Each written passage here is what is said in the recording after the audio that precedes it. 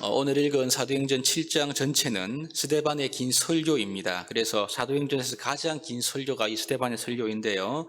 스데반은 사도가 아니었습니다. 우리 앞에서 살펴본 대로 구제 문제를 위해서 특별히 세움을 입은 7명 중에 한 사람이었지요. 보통 7집사라고 그렇게 부릅니다. 구제사역, 즉 어떻게 보면 교회 규모가 커지게 됨으로써 행정적이고 사람들을 관리하는 그런 일을 맡게 된 그가 보면 그 일뿐만 아니라 성령과 지혜가 충만해서 사도들처럼 이 민간의 큰 기사와 표적을 행했다. 그렇게 말씀을 기록하고 있습니다. 그만큼 이 스데반은 매우 성령 충만하고 경건했던 하나님의 사람임을 우리에게 보여주고 있죠. 그런데 6장 중반부부터 보시면 이 스데반이 유대인들과 함께 이 자유의 회당에서 변론하게 됐는데요. 이때 이 변론 때문에 유대인들에게 고소 고발을 당하게 됩니다. 그 내용은 이 스데반이 율법과 또 성전에 대해서 모독을 했다, 이런 내용으로 그가 고발을 받게 되었죠. 이 7장은 이 스데반의 긴 설교인데요. 이 고소 고발에 대한 스데반 일종의 답변이라고도 볼 수가 있겠습니다. 오늘 1절에 보시면 대제사장이 이런 혐의에 대해서 스데반에게 물었습니다. 그때 스데반은 자신의 혐의를 부인하거나 그것을 일축하는 그런 변론을 하지 않는 거죠. 그리고 오히려 설교를 시작하면서 하나님의 이 구원의 역사를 제대로 이해하지 못했던 이 유대인들에게 제대로 된 하나님의 구원 역사를 알려주고자 했던 것을 보게 됩니다. 그래서 스데반은 이스라엘 전체 역사를 아주 간략하게 개관하면서 구약에 기록된 하나님 말씀의 성취가 바로 예수 그리스도이다, 이것을 알려주려고 했던 것입니다. 그러면서 역사적으로 하나님의 선지자들을 박해했던 이 유대인들이 그들의 조상들처럼 동일하게 하나님이 보내신 메시아이신 예수님을 인정하지 않고 죽였다, 살인했다, 이 죄를 지적함으로써 이 설교의 내용이 이 모든 것이 예수님으로 향하고 있음을 우리가 알 수가 있는데요. 이 설교 이후에 스데반은 돌에 맞아 순교하게 됩니다. 오늘 본문은 이 스데반의 긴 설교 가운데 구약 전체의 내용 중 창세기까지의 내용을 요약한 것으로 우리가 볼 수가 있는데요. 스데반은 먼저 아브라함부터 언급을 하고 있습니다. 우리가 아시는 대로 아브라함은 갈대아 우르가 있는 메소포타미아에 있다가 하란으로 이동하게 되지요. 하란에서 그의 아버지 데라가 죽고 난 다음에 다시 하나님의 인도를 받아 가나안 땅으로 오게 되었습니다. 지금 예루살렘이 위치하고 또 유대와 갈릴리 지역을 포함한 이 가나안 땅에 그가 오게 되었는데요. 사실 여러분, 이스라엘의 조상이었던 아브라함 역시 하나님의 말씀을 따라 한 곳에 있었던 것이 아니라 이곳 저곳을 다녔던 그런 사람이었죠. 그래서 자식이 없는 가운데 하나님은요, 땅을 후손들에게 주겠다는 약속을 아브라함에게 주셨고, 실질적으로 아브라함에게는 그 어떤 땅도 주지를 못했습니다. 그래서 그의 아내 사라가 죽었을 때 급하게 샀던 땅이 그 세겜의 이제 막벨라 굴이 아닙니까? 그만큼 이 아브라함은 당시 가나안 땅에 어떤 땅도 하나님께 얻지를 못하고 단지 약속만 받은 것이지요.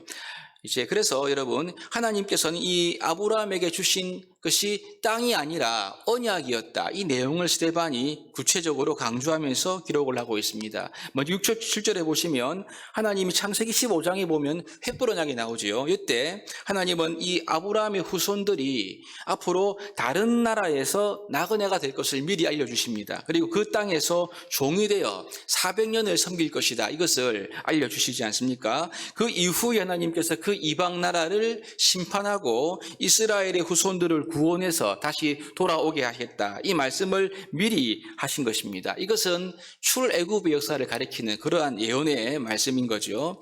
아브라함은 비록 실질적인 땅을 받지 못했습니다마는 그러나 그는 하나님의 말씀을 믿었습니다. 그리고 할례의 언약을 통해서도 하나님의 말씀을 믿었죠. 하나님은 아브라함과 그의 후손의 하나님이 되겠다, 이 약속과 함께 가나안 땅을 아브라함과 그의 후손들에게 주겠다, 이 약속을 하시면서 이 아브라함은 그 말씀을 그냥 있는 그대로 믿고 아들 이삭에게 할례를 행하는 것을 보게 됩니다. 그 이후에 이삭은 야곱을 낳았고 야곱은 12아들을 낳게 되지요. 우리가 잘 아는 대로 그 중에 요셉이 형들의 시기를 받아 애굽에 팔리게 되고 요셉이 애굽의 총리가 된 다음에 온 땅에 7년 동안의 극심한 흉년이 임하지 않습니까? 그 이후 이제 야곱의 70가족, 이긴 75명의 가족들이 와서 이제 애굽의 생명을 보존하게 되었다. 이것이 창세기의 역사이죠. 결국 야곱은 애굽에서 죽습니다. 그리고 막벨라 굴로 가서 장사가 되는 것으로 이렇게 스데반이 오늘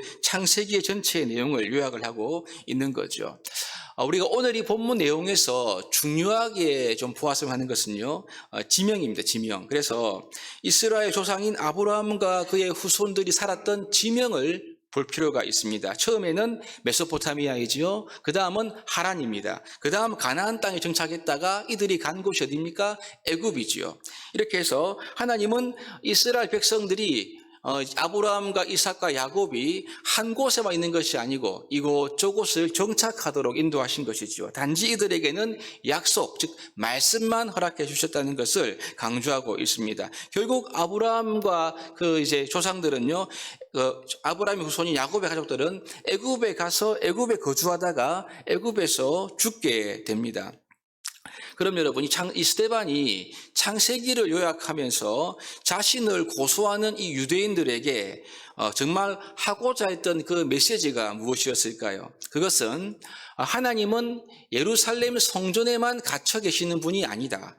하나님은 이 예루살렘이라는 곳에만 있는 분이 아니다. 이 부분을 말하고 싶었던 것 같습니다. 실제로 여러분, 이스라엘 백성들의 조상인 아브라함을 인도하실 때 하나님은 말씀으로 인도했고요. 하나님은 메소포타미아에서부터 말씀으로, 하란에서도 말씀으로 이들의 걸음과 길을 인도하셨고 애굽으로 내려갈 때에도 야곱에게 나타나서 말씀으로 이들을 인도하십니다. 하나님의 모든 인도하심 속에는 말씀의 인도가 있는 것이지 그 장소 자체가 중요한 것은 아닌 거죠.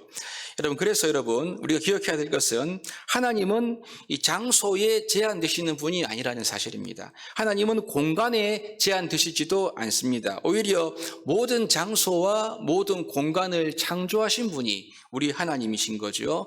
그 광대하신 하나님께서 사람이 만든 이 성전에만 갇혀 계실 수가 있느냐? 그렇지 않다는 말씀인 것입니다. 하나님은 성전에만 갇혀 계신 분이 아니라 온 땅의 하나님이신 것이죠. 하늘과 땅이 자신의 처소인 것입니다. 그렇기 때문에 유대인들은요, 자신의 잘못된 생각으로 지금 하나님을 제한하고 있는 그 죄를, 잘못을 범하고 있다. 이것을 지적하고 있는 듯하게 보입니다. 여러분, 이것은 우리도 마찬가지이지요.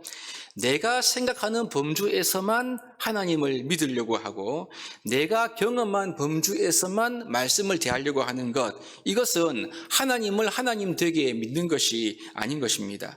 여러분, 하나님으로 믿는 것은 하나님께서 광대하시고 나의 생각과 나의 경험과 나의 모든 것을 초월하시는 분으로 믿는 것이죠. 하나님은 그 자체가 영원하시고 무한하시고 광대하신 분인 것입니다. 여러분, 그래서 우리가 하나님의 생각을 바로 깨닫고 하나님을 인격적으로 알게 될 때 그때야 비로소 바른 믿음을 가질 수가 있는 것이지요. 그러므로 성도들은 매일매일의 삶 가운데 하나님을 더 깊이 알고자 하는 그런 소원과 열망을 가지고 있는 존재인 것입니다. 여러분, 이 시간 하나님을 제한하는 우리의 생각, 나의 생각, 경험, 선입견들을 내려놓고 하나님 앞에서 우리를 이제 무지한 자로 인정하면서 하나님께서 조명해 주시는 그 은혜를 따라 말씀 앞으로 나아갈 때 우리는 하나님의 하나님 되심을 더 깊이 알 수가 있습니다. 하나님을 제한하는 자가 아니라 제한된 나에게 임하시는 영원하신 주님의 말씀의 빛 가운데 나아가는 저와 여러분들이 되어야 할 줄로 믿습니다. 이런 은혜가 오늘 우리 가운데 충만하게 부어지기를 주님의 이름으로 축복합니다.